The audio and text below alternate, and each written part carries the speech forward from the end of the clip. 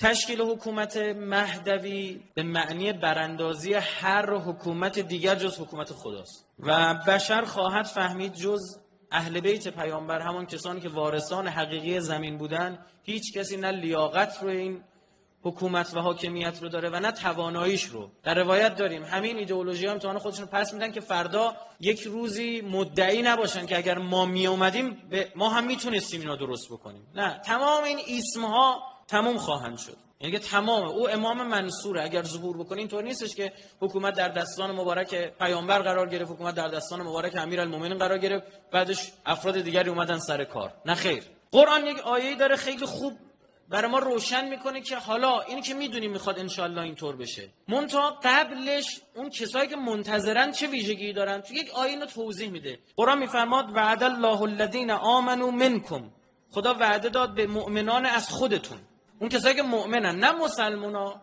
و عملوا الصالحات، صرف ایمان اعتقاد قلبی هم کافی نیست، اینا کسایی که عمل صالح هم انجام میدن، فلذا لیستخلفنهم فی الارض، ما اینها رو خلیفه و جانشین خودمون روی زمین قرار میدیم. یعنی اون کسانی به قدرت میرسن در حکومت آقا امام زمان، کاردار میشن، کار دستشون میاد، مسئول میشن، کسانی که قبلش این دو تا ویژگی رو داشتن. یکی ایمان داشتن به این وعده الهی، اما نکته مهمترش اینه که اون ایمان رو به عرصه عمل هم میکشونن. فلذا میگه انتظار عمل بی عملی نیست، این وظیفه یه منتظره. و حالا این منتظرها میخوان بیان حکومت تشکیل بدن، یه حکومتی که زمینه ساز ظهور باشه، یک حکومتی که این مؤمنا و کسایی که عمل صالح انجام میدن دور هم جمع بشن، بتونن گلیمشون از آب بکشن بیرون، بتونن مدیریت بکنن، بتونن برنامه‌ریزی کنن. ولی اون غیر مؤمنی هم که تو اون جامعه داره زندگی میکنه، چه میدونم اون مسیحی، اون برادر اهل سنت، اون یهودی، هر کسی از هر اقلیت دینی هم هست، بتونه تو این حکومت تا قبل از ظهور زندگی داشته باشه، حیات داشته باشه. این به این معنی نیستش که یک محیط ایزوله بسازن همه رو اخراج کنن.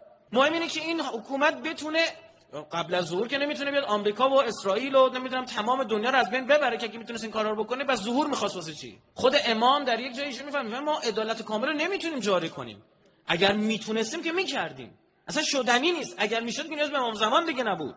یک رسالتی بر دوش این حکومت، بر دوش جمهوری اسلامی که سنگر اول و اصلی انقلاب اسلامی، یه رسالت داره. یک بخشی از این رسالت آمادگی جهانی باید اتفاق بیفته تا ظهور شکل بگیره. اون که یک بخشیش دست ماست، یک بخشیش هم دست ما نیست. این یک بود. یه بخشی هم آمادگی خود شیعیانه. یعنی یک بود ما باید آمادگی جهانی رو به وجود بیاریم، یک آمادگی هم در خودمون به وجود بیاریم. ما باید مردم دنیا رو، یعنی وظیفه انقلاب اسلامی و یک سنگر اصلیش جمهوری اسلامی اینه، اون حکومت زمینه ساز اینه که این انقلاب رو به دنیا صادر کنه، نه به معنای صدور انقلاب یعنی جنگ، که نه، مردم دنیا رو از این جهل مزینی که درش هستن رهایی بده. این وظیفه انقلاب اسلامیه. و در مقابل ظلم مزین و آراسته، ظلمی که شیکه خوشگل داره انجام میشه، بعضی از سلبریتی ها پشتشن، جهل رو گسترش دارن میدن در کل دنیا، اونجا باید فرهنگ سازی بکنه، اونجا باید از ادبیاتش استفاده بکنه. اشاعه حقانیت جهت مقایسه منصفانه مردم. یه سفره انداختن یه گوشه یا کره زمین، میگه آقا این سفرتون فلان خورشش بده، فلان نمیدونم این پارچه آبی که گذاشتی بده، این بشقابات کثیفه.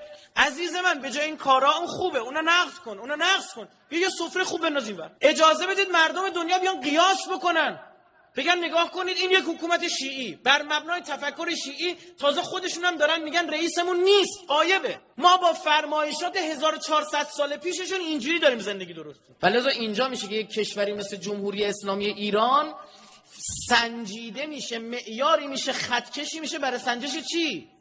که بفهمن آقا تشیع چیه، انقلاب اسلامی چیه. بذارید مردم دنیا به یک باره بیان یمن و سوریه رو با هم مقایسه کنن، بگن چرا انقدر تلویزیون‌های دنیا فقط دنبال کشته شدن یه بچه تو سوریه است که همون یه بچه هم نباید در سوریه کشته شه، اما چرا میلیون‌ها بچه دچار سوء تغذیه شدن تو یمن رو نمیبینه؟ حق رو آشکار بکنیم. مردم مقایسه میکنن بر دو مبنا، یک عقلانیت، دو فطرت، اینا آدمن. بذارید مردم قیاس بکنن که چرا اون یک طلبه که هیچ کاری نکرده جز عصایی تو دستش هیچی نگرفته الان باید یه چششو کور کرده باشن، 3-4 تا پسرشو شهید کرده باشن، تو زندان باشه.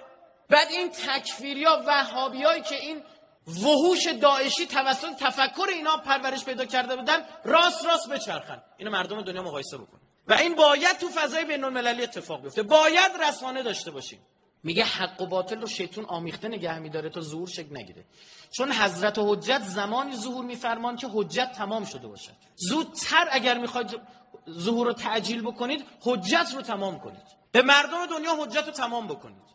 حق و باطل رو از هم جدا کنید. چجوری؟ با استدلال هاتون، با منطقتون که بلدید رسانه‌ای کنید. انقلاب اسلامی داره تفکیک میکنه. اونا هم میخوان اختلاط دوباره زیاد کنن، حق و باطل رو قاطی کنن. داعش میسازن که الله اکبر بگه سر ببره. بعد مردم دنیا نفهمن، میگن اینم داره میگه الله اکبر، اینم میگه الله اکبر. او شعار انقلاب ما بود الله اکبر. نام پیامبر شعار وحدت آفرین انقلاب اسلامی بود. باید داعش رو ما جمع می‌کردیم. تا این اختلاط پایین ببره. مردم دنیا بگن عجب ایران داعش رو جمع کرد، پس اینا با هم فرق دارن، پس اینا یکی نیستن. مورد بعدی، حکومت زمینه ساز ظهور باید مقاومت بکنه و به چالش بکشه قدرت نظامی و حامانی این فرعون‌های نوین رو. امروز باید بتونید دفاع کنید. فلز اون ارزی که بارها میگفتم، اگر امروز شیعه تونست از خودش دفاع بکنه، تونست از عراق و سوریهش دفاع کنه، از جان امام زمان همین شیعه ها میتونه دفاع بکنه. اگر امروز شیعه تونست یک شعائر 20 میلیونی را بندازه، تظاهرات 20 میلیونی را بندازه، در اوج امنیت خون از دماغ یه نفر نیاد، یه دونه دعوا اونجا نبینی، تو یک کشور جنگ زده در حال جنگ ببره برگردونه بیاره، این یعنی این که خدای من استحقاق آمادگی برای او آقا رو دارم. اون روز ما میتونیم بگیم آقا اون آقا رو بفرست. این آقا مثل اون 11 تا ائمه بزرگوار و پدران این بزرگوار شهید نخواهد شد. ما جونش رو حفظ میکنیم. ببین جون شیعه رو حفظ کردیم. اینا آمادگی حقیقی ظهوره. بری بشینی یه گوشه دعا. خودتون دیدید من سخنرانی کردم با اهمیت و تاثیر دعا در ظهور. اما با اون که فقط کار حل نگی، می‌خواست فقط با دعای امام زمان بیاد. به خدا سرکاری من تو مخون از من 700 سال پیش میومد، 800 سال پیش میومد. صرف اضطرار هم شک نیست تو حمله مغول شیعیان مضطر نشدن. اضطراری که بفهمی کیو میخوای، اضطراری که بفهمی چیو میخوای. شیعه در عصر غیبت باید بفهمه لیاقت نداشت امام زمان بالا سرش بشه، باید لایق بشه برای امام زمان جل الله. آدم وقتی منتظره ارزش قائل میشه برای یه چیزی، وقتی منتظر قدر یه چیزی رو میدونه. 9 ماه انتظار بچه رو شیرین میکنه، باید 1400 سال غیبت بکشی تا قدر بدونی. یعنی شیعه باید تربیت بشه. وظیفه ی حکومت تربیت مردم. حکومت با بهشت و جهنم مردم کار باید داشته باشد، وگرنه در راستای ظهور امام زمان نیست. خیلی جای کار داریم. خیلی از قوانینمون عادلانه نیست. خیلی از قوانین عادلانه اجرا نمیشه. اون مفسد اقتصادی خیالش تخت، اون آفتاب دزد و عکسش تو 10 تا روزنامه است. حکومت زمینه ساز باید این کارا رو انجام بده. این وظیفه‌شه، چشش گور دندش نرم. 1 2 نکنه اون دنیا آتیش خدا، اون دنیا عذاب الهی منتظره. وقفوهم انهم مسئولون. نگهشون دارید، را باید جواب پس بده. سوال خواهم پرسید که در طول این 1400 سال کدام شیعه اینقدر امکانات داشت که تو داشتی؟ چیکار کردی؟ بریم خودمون آماده بکنیم. هر کسی هر کار از دستش برمیاد. حداقلش این شیعه خونه امام زمان رو درست کنه. هر کسی تو حوزه کاری خودش درست خدمت بکنه، احترام بذاره به بقیه و انتخاب‌های درست و مهدوی بکنیم. انتخاب‌های مهدوی هم منظورم دکون دستگاه و 4 تا ادا اطفال که اسم امام زمان فقط بیاری نیست، در عمل امام زمانی باشه.